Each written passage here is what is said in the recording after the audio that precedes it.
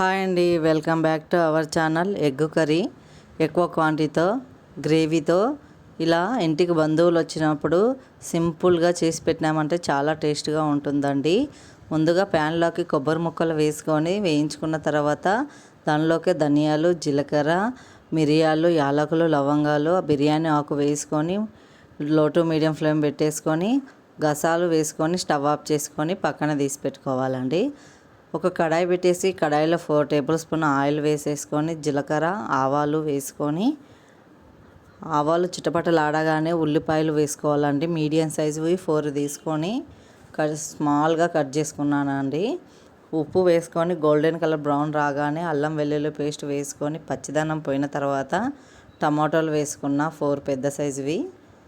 టమాటాలు మగ్గిపోయిన తర్వాత దానిలోకి కారం, పసుపు, ఉప్పు వేసుకొని సరిపడంత మూత పెట్టి మగ్గనివ్వాలి అండి. ముందుగా ఉడికించుకున్న గుడ్లను తొక్క తీసుకోవాలి అండి. నేను ఇక్కడ వచ్చేసి 17 ఎగ్స్ తీసుకున్నాను.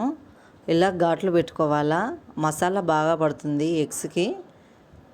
ఘాట్లు పెట్టుకున్న ఎగ్స్కి ఫ్రై చేసుకునేందుకు ప్యాన్లో ఆయిల్, పసుపు, కారం, ధనియాల పౌడర్ వేసుకొని ఇట్లా బాగా గోల్డెన్ కలర్ బ్రౌన్ రానివ్వాలి అండి.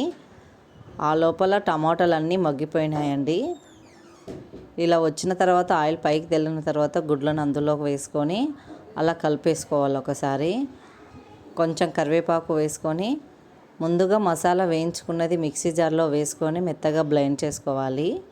బ్లెండ్ చేసుకున్న మసాలాను ఎగ్ కర్రీలో వేసేసుకొని అలా స్పూన్ పెట్టకుండా కడాయితోనే తిప్పేసి ఒక 2 మినిట్స్ తర్వాత కొత్తిమీర వేసి లాస్ట్లో స్టవ్ ఆఫ్ చేసుకోవాలండి. Simple and tasty egg curry thick గ్రేవీతో తయారైపోయిందండి. వేడి వేడి అన్నంలోకి చాలా అంటే చాలా టేస్ట్గా ఉందండి. వీడియోకి ఒక లైక్ ఇచ్చి సబ్స్క్రైబ్ చేసుకోండి.